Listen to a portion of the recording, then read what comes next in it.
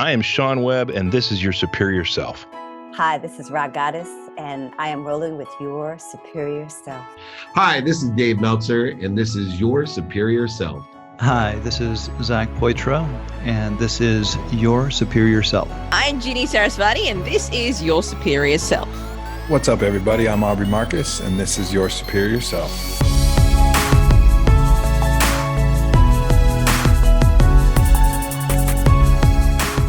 What is up, Superior Nation? Welcome back to Your Superior Self. I'm Trey Downs, and I'm feeling good right now. Just got back from an 8-mile run. It was slow. I had the baby, and I was pushing the stroller, and it felt great, and the hills just crushed me. But it was a slow run, but I feel great. Mind is clear. Running high on endorphins and altered states of consciousness. Just feeling great, creative, and just my light is relit. And yeah, I highly suggest you guys try it sometime. Go out there for a run, see what it does for you. Anyway, today on the show I have Rha Goddess joining me, and I cannot explain to you how powerful this conversation is. Like, it is truly a gift that she's on the show and sharing her experience, her story, and her book, The Calling, is very interesting. It's like a one-on-one coaching session with you and Rha, but it just has so much value in this book. It has affirmations, worksheets that you can do on your spare time in between chapters to get you ready for the next chapter. And it really is like a one-on-one coaching session with Rha. And if you listen to this interview, her story is just amazing. Like, it is amazing. Like, it's powerful. Like, listen to this clip right here. And so this guy pulled up on the bike, and he asked me where the Johnsons were. And I kind of looked up in my head, like, pulled off my Walkman to hear him, and then looked up in my head to kind of think, Johnson's. I don't know what And when I looked down, he was pointing a gun at me. Wow. And basically was like, give me your purse or I'll shoot you. Wow. And I felt this beam of energy come down through the top of my head and all the way into the soles of my feet, planting me in place. And I felt my mouth open, and whatever was speaking through me said, I don't have anything for you, brother. And he said, I'm going to shoot you. And I went to repeat what I said, I don't have anything for you. And literally, he fired. And I saw the light flash. I heard the crackle pop of the bullet leaving the chamber. You're going to have to listen to the remainder of the interview to get the ending of that one, but it is spectacular. And I cannot say enough about Rha. Just the energy that she brings to the show and her story is just remarkable. And like, we just vibe, like, you can tell when you get with someone and have a conversation with someone, you guys, like, your frequencies meet, and you guys can just like go, feed off one another. And I mean, this conversation is pretty good. And I'm not just saying that because it's, my show or anything, but I'm just saying, like, this, I would listen to this podcast even if it was not mine, just to hear what Rha has to bring to the table, because she is truly remarkable as a human being, as a spirit coach, as a life coach, as a career coach, everything from A to Z. She is, she's doing it. She's walking her path. She's not someone who's out there just to make money off of people, but she's truly trying to help people experience their inner power and basically give them the self-confidence that they need to take that step. And I think you guys will really enjoy what she has to say and what she has to offer. And I highly recommend that you go get her book, The Calling, because it is truly a tool for you to kind of step up your game and kind of build confidence in yourself to go towards that thing that it is that lights you up. Yeah, I'm excited for you. But before we get into it, you guys can hit me up on social media, on Instagram at tdowns80 and on Twitter at downstrey. Go to yoursuperiorself.com, leave me a message. I want to hear what your calling is. Like, what is it that you're doing that is your side hustle or your inspiration or your motivation or whatever it is, like your whatever that you're doing. I want to know, because I'm very interested in people's journeys and what makes them curious. Like, I'm a master learner, and I just love learning from others like yourself. So yeah, hit me up, leave me a message. I'm excited to hear from you. So without further ado, here is my conversation with the great, the powerful Rha Goddess.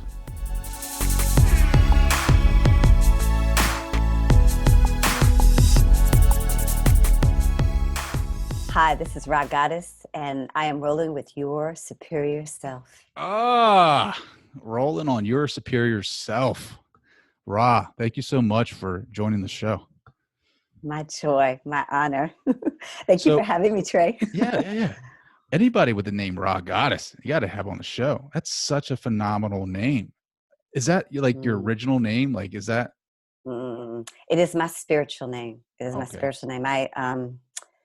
I went through an 86-day vision quest to come into this name. And the name kind of came at the beginning. And then it was like, okay, now you get to earn it. And so much of my life and my work has been about, living up to the name. Well, talk about that. Talk about that journey, that vision. Like, what did that entail? Like, describe that. Yeah. So it was, it was at a time for me when I was turning 30. And, it was kind of, well, actually it was actually 31, which is right sort of the cusp of what they call that Jesus year, which is 33. And people talk about that being your awakening year, your hardest year. And I had been journeying through a lot. And I was at this point in my life where I just wanted to shake it up. Like, I was like, everything was fine. I think a lot of us know what that is, where the job was fine, the relationship is fine, right?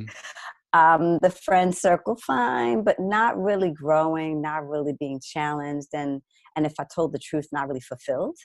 And decided that I wanted to reset my whole orientation and my whole perspective. And I started working with an incredible woman by the name of Queen Afua. Shout out Queen Afua.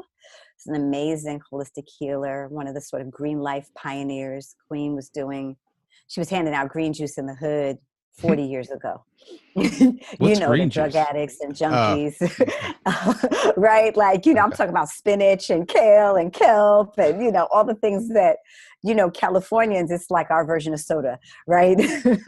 But back then it wasn't necessarily so popular. But I began doing work with Queen and went into this 86-day cleansing, fasting vision quest. And food is a very powerful teacher.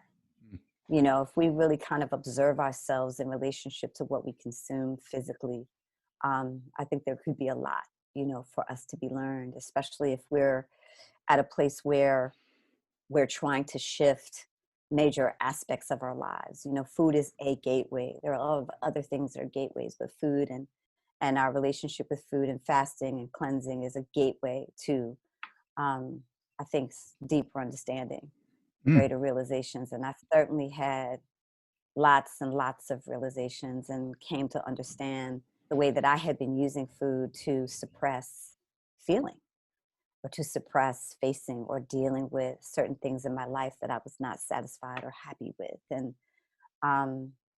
And that began my journey of learning how to courageously face, which is something that I know is hard for a lot of people. We're doing a lot of courageous facing right now, and it's challenging. Yeah, absolutely. So what this was a retreat, spiritual, like retreat type of thing for you? No, I did it. And hindsight, Trey, is 2020, because I think if I had understood what I was signing up for, I probably would not have done it. Right. But no. And I mean, I was living in Brooklyn, Bed-Stuy, Brooklyn at the time, navigating the city and all of its, divine splendor in January. So also, part of one of the coldest times to be doing any kinds of, fast, because most of what you consume is cold, or most of what you consume is raw, but How there I long was the was, fast? 86 days. 86 days. 86 days. And on the 21st day, my whole reality shifted. I was in an altercation at the front of my house, literally coming in An the front door. altercation. You're hangry. I was actually shot at. What? Yeah. Wow. So Point blank range. wow. Look, how did that come about though? I was coming home off of the subway. This was back in the days when we had Walkmans, just to date, to give you a sense of context. I had my Walkman on. I was bumping my hip hop, right? As we Brooklynites do. And I was coming up the front steps of my brownstone, and a guy pulled up on the bike. And this is a community where we pretty much all knew each other. We were either the children or grandchildren of the people who had lived in the house, or had lived in the house for 20 years or more. This was a really tight-knit community. And so this guy pulled up on the bike, and he asked me where the Johnsons were. And I kind of looked up in my head, like, pulled off my Walkman to hear him, and then like looked up in my head to kind of think, Johnsons, I don't know any Johnson. Like when I looked down, he was pointing a gun at me. Wow. And basically was like, give me your purse or I'll shoot you. Wow. And I felt this beam of energy come down through the top of my head and all the way into the soles of my feet, planting me in place. And I felt my mouth open, and whatever was speaking through me said, I don't have anything for you, brother. And he said, I'm going to shoot you. And I went to repeat what I said, I don't have anything for you. And literally he fired. And I saw the light flash. I heard the crackle pop of the bullet leaving the chamber. I saw the smoke come up out the end of the barrel. But, I can't tell you exactly where the bullet went. And he and I both did one of these and looked up again. He was, I think, as shocked as I was. He fired again, and he fired again, and he fired the third time, and the gun jammed.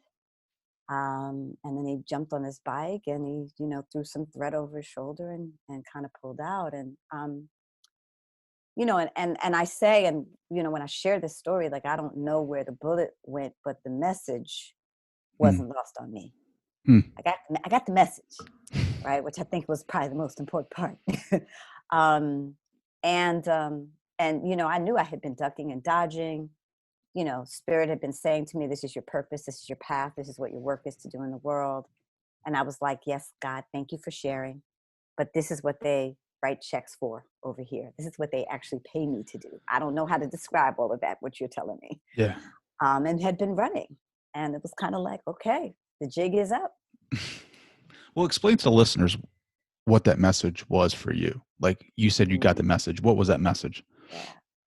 Yeah, my purpose and my calling was to teach, was to really dedicate my life and my work to the upliftment, empowerment, and liberation of people, mind, body, and spirit. And, at the time I was a consultant. And consultants get paid very well, but like hip hop spiritual teachers who are trying to liberate people, I don't know what job description, you know what I mean? If you were to perhaps look that up on monster.com or Indeed, I don't know if you would find it, well, today's days are different. You might. I was about to say, these days are different, but you got to imagine, 20 years ago, that's not so much. And so, so I had to then sit in real counsel and prayer and meditation to start to understand what it meant. What did it really mean to dedicate your life to empowering and supporting the elevation and liberation of people, mind, body, and spirit. And, and today I say that work is about really helping people arrive at their truest selves and helping people arrive at their highest callings. And that's, how intimidating is that though, right? Yeah. Like to think about that, to liberate someone from the chains of society, of the judgments of others, of judgments of self, of negative negative thoughts of thinking you're not good enough, thinking, why are you doing this? The ego, right? Like, and you were a consultant, right? So what changed? Like, did you go into some type of training? Did you take a different avenue as far as education? Did you get some more, like, how did that look? I mean, did you jump right into this, or did you have some type of mentor? I mean, I'd always been spiritual. You know, my mother, old school Southern Baptist. So I kind of grew up in church. But I think this journey for me, this awakening took me on a whole other direction. Like, I had that foundation for sure. I knew how to pray because of who my mother was. But this idea of learning the contemplative practices, this idea of learning of visualization, this idea of learning meditation and affirmations and the power of affirmation and declaration, and learning about the natural laws and spiritual laws of the universe, that was a whole new world to me. And it was in this sort of moment of reckoning that the guidance started to become very clear, right? Very loud and very clear. Like, pick up this book, or I would be, you know, and this was really like early days of the internet, you all, right? So it's not even, we were just in a very different reality. Go to this event, you know, or I would hear about someone and then I would all of a sudden start hearing their name everywhere. And it was like, find this person kind of thing. And so I had several mentors in the work, you know, certainly Queen Afua one, but I picked up Shakti Gawain's Living in the Light. I picked up Carolyn's Myths, Anatomy of the Spirit. I picked up Marianne Williamson's Illuminati prayer book, right? So, you know, there were so many people, Deepak Chopra's 7 Spiritual Laws, like they just kind of kept, Louise Hay, You Can Heal Your Life, right? They just kind of kept coming and coming and coming to me. And I just would devour them. You know, like completely devour them. My daughter just brought me some cupcakes. I love it. I love these types of shows. Just being, you know, walking, or my daughter walking in with some cupcakes, talking to Rha Goddess. I mean, this is the best night ever. I got the windows open, got the birds chirping. The birds just started going crazy when I got on the episode, or started recording with you. So that's a sign. This is going to be an excellent interview. I'm excited to talk to you. So your book, The Calling, right? Like I started reading this and it really hit home for me. It's a lot of these examples and stuff, right? Because I feel like everyone wants to be a coach, right? But you kind of stuck out to me because you're, what is it? A soul coach or something like that's in your title. Like, you're more soul oriented. And you talk a lot about Dharma in the book, which I love. I love the thought of Dharma, right? I'm a big fan of the Gita. And so can you explain what you mean by Dharma in your book?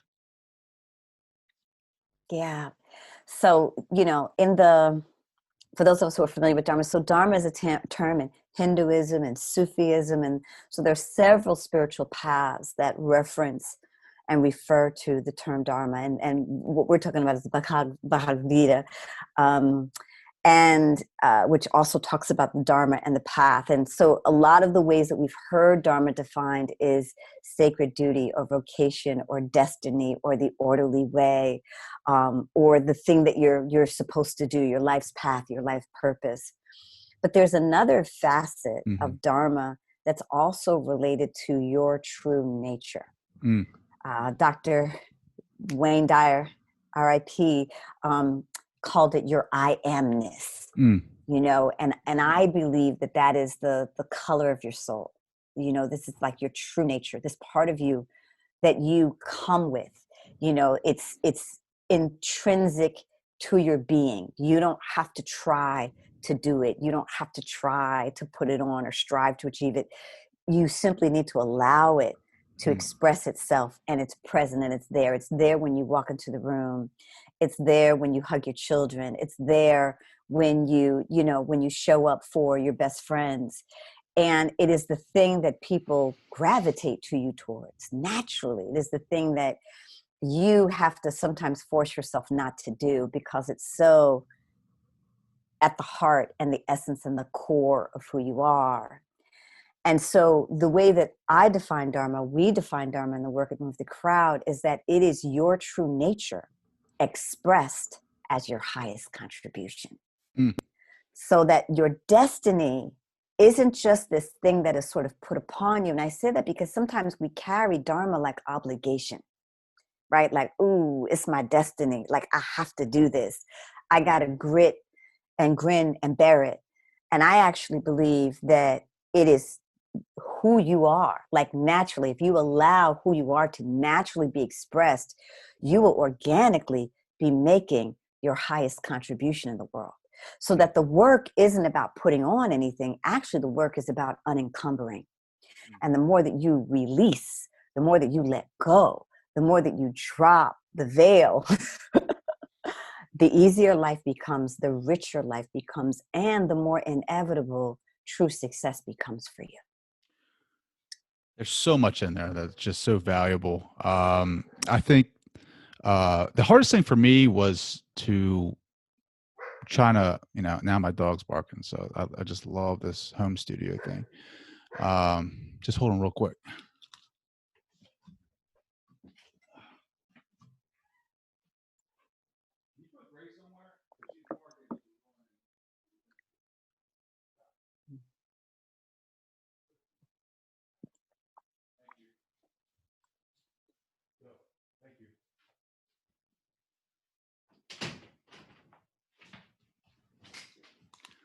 My apologies. So Good. it's not the first time she's ruined. It's beautiful. It's home. You home, brother. Yeah.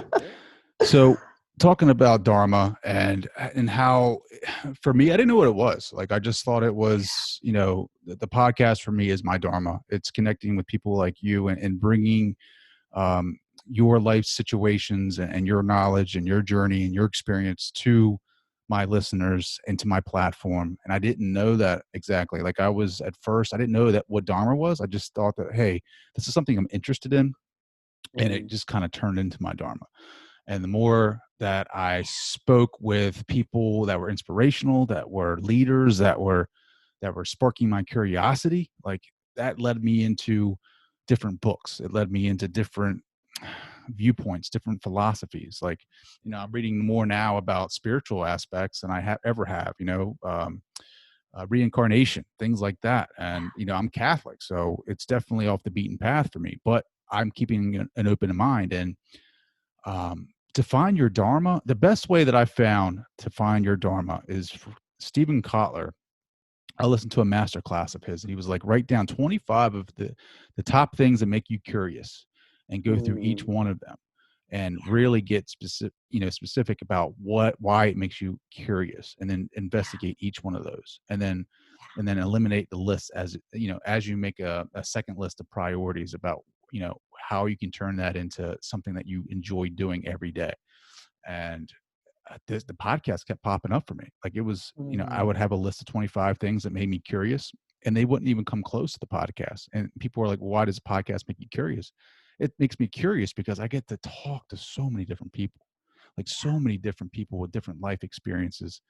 It's like my own fountain of knowledge. Like, I get to, I have people come to me and they present their books like you did, right? And this book, The Calling, right? This is not a small book. This takes years, right, of knowledge, of the journey. And you have to write it, and then people have to edit it, and people have to, sell it and market it. And this is your life's work. I mean, right here in this binder is your life's work. I get to read that, right, for the podcast. I get to read that, dive into it, and then speak with the author. Like, this right here makes me so happy. It makes my heart happy. It makes everything come together for me. This is my Dharma. And people might confuse that with passion or life's calling. It's all the same, right? It's all the same. It's just a different word for it. I think it's more powerful for me. I think Dharma is way more powerful because it's an older word. It means more, right? Dharma. Yeah, you feel the energy and the legacy of that, and it's interesting because when when I was also like listening to the podcast, which I will tell you, for me, again, fan already, like adding it already in the subscription, right? Like just totally enjoying all of the conversations that you were having with the range of people that you were having them with. And what struck me both in reading your bio and in listening to your work was you are a master learner. And I believe that the greatest teachers are master learners. Like they have this deep sense of curiosity about the human condition. They have this deep sense of curiosity about the human story, about the human journey. And I think that's what, makes you as great as you are in the context of the work that you do. So I bow to you because I do believe that it is your Dharma, and because you're fulfilled, like it's not rocket science in that sense. People come to me all the time, Ra, I can't find my calling, I can't find my purpose, I'm confused. And I go, are you really? And then I ask them 3 questions and they're like, they start to cry. We get nudged and tugged and pushed and held all the time by our purpose and our calling. It's called calling for a reason, because it is calling us all the time. And it's really about whether or not we can see, or we allow ourselves to see, whether or not we allow ourselves to indulge those parts of ourselves. Because for a lot of us, it feels frivolous because it's almost too joyful. Like we don't get to be that happy, or we don't get to be that whimsical, or, whatever conversation that we've created about why we don't get to have it is the only thing that's in the way of us and what we're here to do, and Self-limiting beliefs, right? Yeah. Like I know I struggle with it, right? Like I know your clients, I guarantee 90% of them have this, right? Self-limiting beliefs. Like, what is your advice to them? Like, first explain what it is, and then what do you tell them? Yeah. So we all have them, all of us. I haven't met anyone yet who has not had grappled with an internal dialogue. And the thing about it, so our beliefs, what we really talk about is our beliefs and our belief system, right? Because the beliefs don't only just operate by themselves. They have friends. They come with friends. They operate in concert.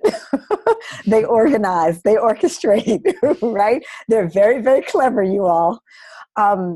But there are things that we believe, right? And we've developed these beliefs through indoctrination and conditioning, messaging, through how we grow up, through various institutions and authorities who have been a part of our environment and our molding and our shaping, right? You hear often neuroscientists talk a lot about the first 5 years of our lives. That's where the greatest indoctrination happens, because it's when we determine our orientation to the world. Is the world a safe place, or is the world a scary place? Is the world a friendly place, or is the world an angry place? And even before we fully have formed words, sentences, concepts, cohesion, we're feeling it out. We're energetically trying to discern what kind of environment we're in. And there are all kinds of studies that have been done around the way environment and our perception of environment actually affects our DNA, our genetic system, right? Our genetic makeup. It can be influenced and shifted and transformed based upon the quality of our environment and the way that we perceive that environment, right? Shout out Bruce Lipton and the Biology of Your Belief. It's one of the books that talks about that work, right? But we come in and we receive these messages, or we get taught this is how it is, or we have an experience. And a belief is nothing more than a decision that we make and that we keep making over and over and over and over again. And the decision we tell ourselves is the truth. The decision we tell ourselves is right. And so what happens is, as you engage these beliefs and you operate inside of these beliefs, and in the book, I show you the mindset wheel, where I actually walk you through the process of how creation works, where you have the belief, and then the belief governs the thought, and you have the thought, and you often have the corresponding feeling to that thought, and that guides the action. And then that action produces an experience or a result. And that experience or result reinforces the belief, and around we go.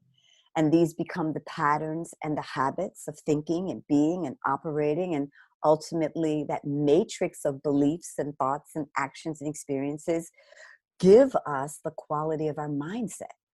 And our mindset is another way of saying our reality, right? So when you think about how do you shift your reality, you have to begin with what you believe. What you believe is everything. It is the seed that you plant in the soil. And it either grows weeds or it grows flowers, right? As does your experience, right? Yeah, absolutely. That's So another thing I like about the book, though, is how interactive it is, right? Like, I mean, I can flip to these pages, see the charts, see the graphs. And then you have sections in here where you can actually write down your own information, and you have, guides that allow you to work, interactive with the book, which I love because first off, I love writing in the margins. And then two, to actually have it's like you're a coach, like you're coaching in this book. So like, that's another thing I wanted to ask you. So when you're writing this book, right? Like, who are you writing this book for? Like, when you visualize who's reading this book, who is that? yeah, I see the seeker who knows that they are here for more. And they may not be able to put words to it. They may not be able to describe it. For a lot of us, it's a feeling before it ever is something that we can give voice to. We just, we've checked all the boxes, but we're still laying awake at night. Mm-hmm. We have a sense of restlessness. Everybody from the outside sort of perceives that we have it all, or we've arrived, or, but inside we don't feel that way at all. We actually feel very restless or anxious or antsy. I'm talking to people who know that they're here to do something more, and even maybe know what it is, but they're too afraid to step out of the box. They're too afraid to step out of the frame because they're so concerned about the perceptions of others, or the way that they're going to be received, or will they be understood, or will they be accepted in what it is that they want to do. I'm talking to people who really know that it's about more than the traditional definitions that we've been handed around what success is, who knows that it's more than money, who's genuinely seeking fulfillment. Mm. I'm also talking to people who are ready to live on their own terms and ready to succeed by their own standards. So that's who this book is for. Yeah, that's great. I love that. I mean, that's what's scary. That's why people need to buy it, because people get to that point where I'm so pumped up about what I want to do. I know exactly what I want to do. I found my Dharma. I want to do this. And then it's like you get to the starting line and people can't cross it, right? Because it's like the fear of the unknown. It's like they don't understand that the universe will open up as soon as you take that first step, right? Yeah, as soon as you do. And I wrote the book. I so bow to your receiving of it as me coaching, because that is exactly what it is. It's like, I saw the face of one person, and it was really a coaching conversation every step of the way. Like, this is really a blueprint. I held nothing back. Mm-hmm. So that's why you have the worksheets and the affirmations and the homework, right? It's like, I'm giving it all to you because I want you to have it, And I wrote the book in the way that I wrote the book to really respond to what are the three major questions or concerns that I've seen after 30 years of kind of being on the front lines of our humanity, when it comes to crossing that threshold, because that's what you're talking about. You say, they sit down to start. It's about crossing that threshold, right? Here's where all the things come up, all the conversations come up. And there's three concerns that I've seen. The first one is, who am I? Like, who am I to think that I deserve the right to do this? Or who am I to believe that I'm capable of this? Or who am I to believe that I'm worthy of this? Like this whole way that we perceive ourselves, who we are, who we're not, what we're capable of, what we're not capable of, what we're deserving of, what we're not deserving of. And so much of that can get in the way of our ability to pursue and receive the greatness that life really wants to offer us, right? Second question, how am I going to pay the rent? That's all wonderful and nice. That is 100. I thought that might be the first one. Well, that's the number one reason why people don't, right? That is true. Your wisdom tray. Number one reason why people don't. And I'm curious, like when I say that, like how am I going to pay the rent? Is that something that you see, you know, if you think about when people sort of talk wistfully about what they want to do, would you say that in all of your observing that you've seen that come up as being a place where people stop? Yeah, because it's like they don't make the money right away, right? Like it's that's the hard part, right? And when you go to number 3, I think you said you had 3 of them, right? So when you go to, after you go to number 3, I got another question that's about the book as well. So this is also about addressing and dealing with people's concerns around money and the degree to which we believe our world is scarce and the degree to which we believe that we have to do what's in the box in order to survive, right? So I speak to that in the book. And then the third is, can I really matter? Oh man, that's a big one. The world is going to hell in a handbasket with a big old bow on top. It is so much bigger than me. Can I, little old me, really, really, really make a difference?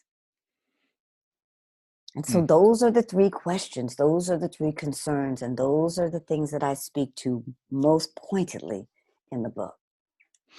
No, I loved it. But going back to the money part, right? Like, can I pay the rent? Where I think a lot of people get confused, right? Because it seems like some of the coaches, right? Some coaches have products that they can give away. So that you have like, you know, a course or something like that. They can put a price on that. But it's like the other services, right? Like an hour of your time, an hour to be able to coach somebody up. How do you put a price tag on that, right? Because it's the value that you bring. So that's the one question that popped up in my mind, is that people that are reading this are probably interested in becoming a coach, right? Because these are the people that you're talking to. How do you put a price on value that you don't even know because of that third question, right? What is my value? What am I bringing forth? How do you do that? Well, the first thing is you have to be willing to take an inventory. And I think, again, this part of this challenge, even with the first question, who am I, is a lot of us don't even see our brilliance.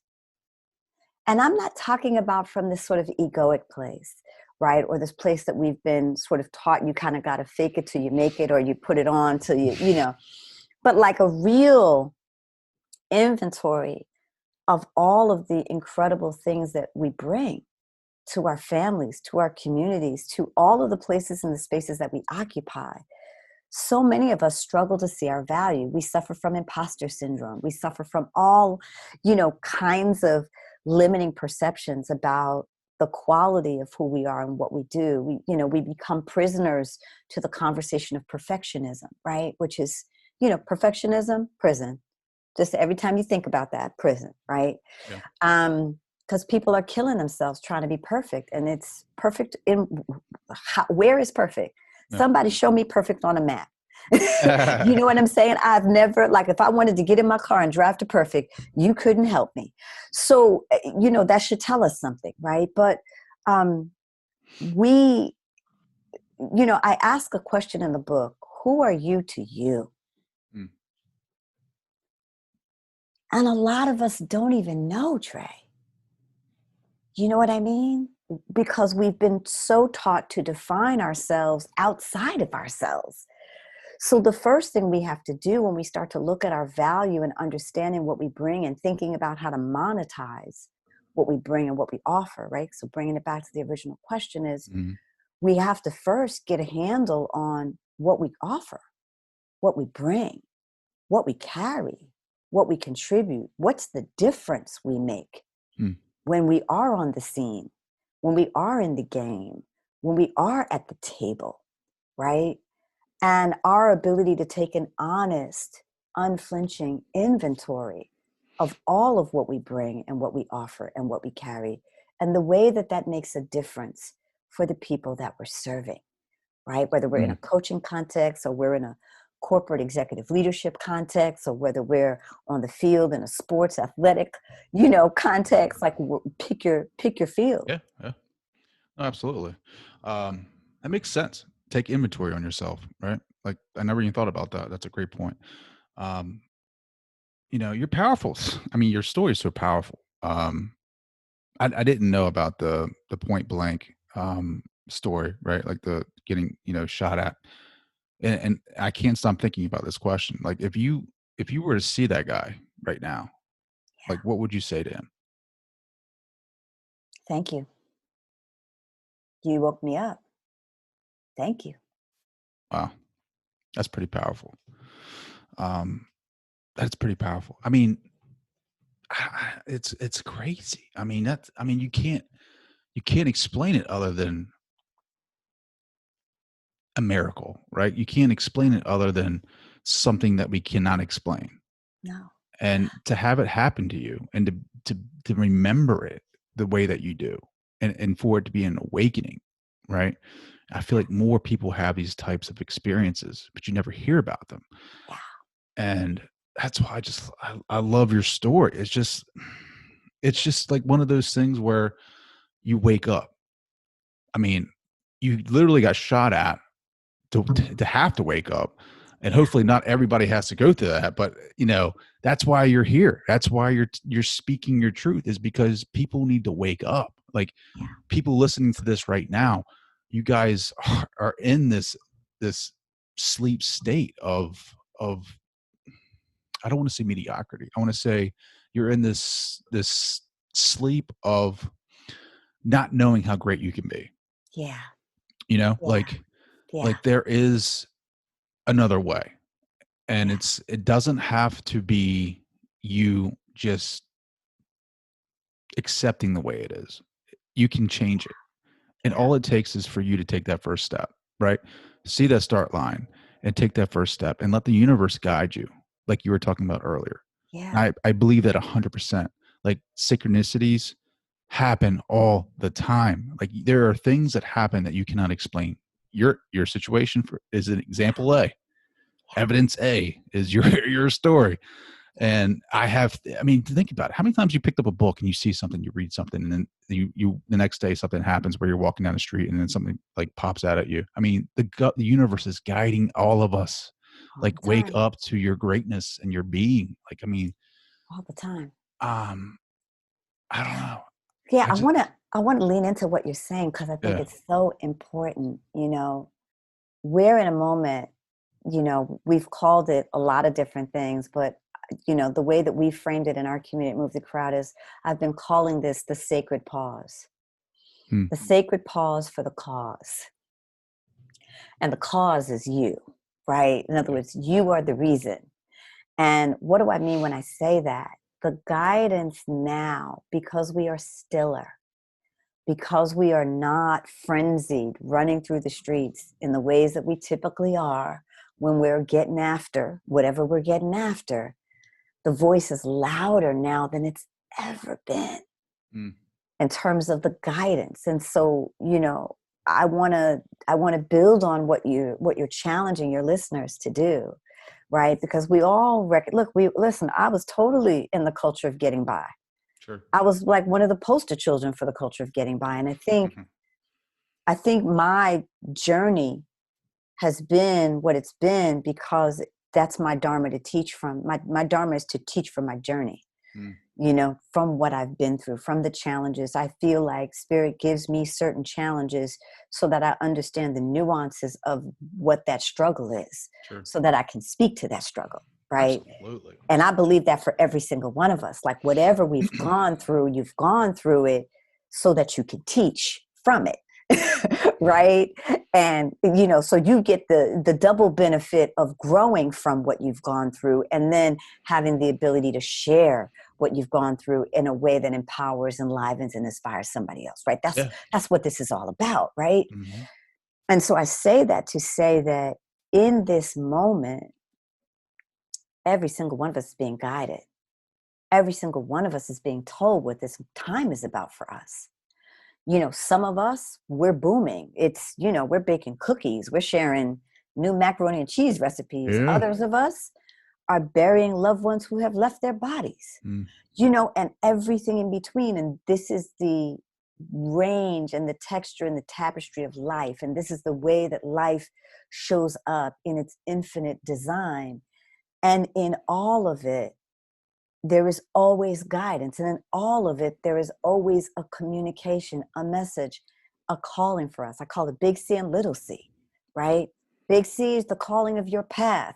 Little c is where you're being guided to show up in a moment, how you're being guided to show up in a moment, what you're being drawn to in a moment, and our capacity to strengthen our ability to listen and honor what we hear is the opportunity. Wow, that's so powerful. To be conscious of that, right? To be conscious to all of that, to know in the moment, right? The moment is the gift. The gift, the moment is the gift that God gives us, right? Like, even if you believe in the reincarnation, why do you think we keep coming back? It's for the lessons. It's the development. It's to learn about life, regardless of what happens to you. Yeah. And to be in the moment and to feel that, to feel the feelings of pain, suffering, love, happiness, joy, whatever, sadness, disappointment, to feel that because it is human. We are human. Yeah.